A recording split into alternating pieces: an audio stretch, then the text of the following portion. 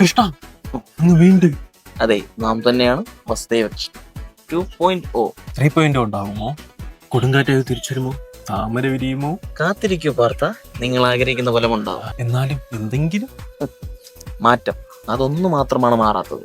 ഓ, കേരള രാഷ്ട്രീയം മാറുമോ? എനിക്ക് രാഷ്ട്രീയമില്ല. വാസുദേവ കൃഷ്ണ, അങ്ങേക്കാണ് രാഷ്ട്രീയമില്ലാത്തത്. അർജുനനെ അത് മതി, അതൊക്കെ കഴിഞ്ഞു പോയ കാര്യങ്ങൾ.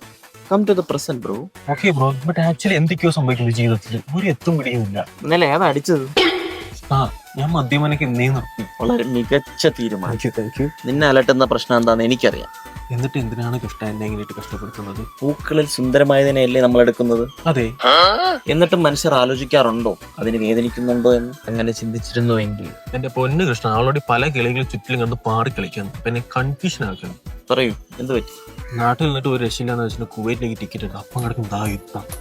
എന്റെ സമയം ശരിയില്ലയോ അതോ നാട്ടുകാരുടെ ലോകത്തിന്റെ തന്നെ സമയം ശരിയില്ലയോ? യുദ്ധം എന്നാൽ എന്താണ് വാർത്ത? അത് ധർമ്മം നിലനിർത്താനുള്ളതാണ്. അത് നീ ആദ്യം മനസ്സിലാക്കണം. അപ്പൊ അതിനൊരു തീരുമാനമായില്ലേ? നീ പ്രവർത്തിക്കേണ്ടത് ഇവിടെ തന്നെയാണ്. നിന്റെ സമയം വരും. അതുവരെ നീ പിടിച്ചു നിൽക്കി പോകും. കൂട്ടുകാരോടും പറയും. എന്നാൽ ഈ പ്രണയം മനസ്സിലായി? നിന്നെ വിട്ടുപോയതെല്ലാം നിന്റേതല്ല. അതിന് കാരണം ഞാൻ തന്നെയാണ്. വൈ കൃഷ്ണ? നിനക്ക് അർഹപ്പെട്ടത് നിന്നിലേക്ക് എത്തിച്ചേരും. ഈ സെറ്റിൽ ബ്രോ, ഡോണ്ട് പുഷ്.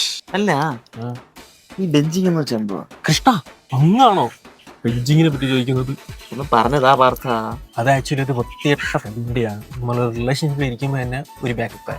അതൊക്കെ എന്തിനാണ് കൃഷ്ണ അങ്ങ് ചോദിക്കുന്നത്? അത് ഇന്നലെ ഒരു ഗോവി വന്ന് ദീപാരാധനയ്ക്ക് ചോദിക്കുന്നു. ദീപാരാധനയ്ക്ക് ബെഞ്ചിങ്ങിനെ പറ്റിട്ടോ? കൃഷ്ണ,